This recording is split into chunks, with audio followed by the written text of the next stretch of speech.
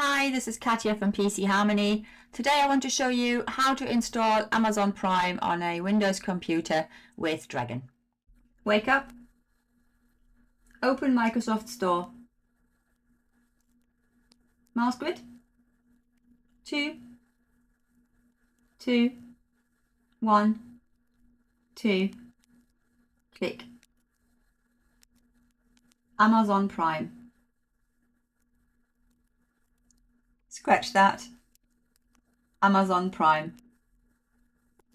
Go down 3 lines, press enter. Click install or get. If the blue button says install, say click install. If the blue button says get, click get.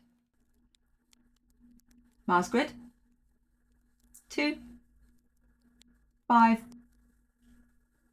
5, 9, 8, click. And that's how you install it. Go to sleep.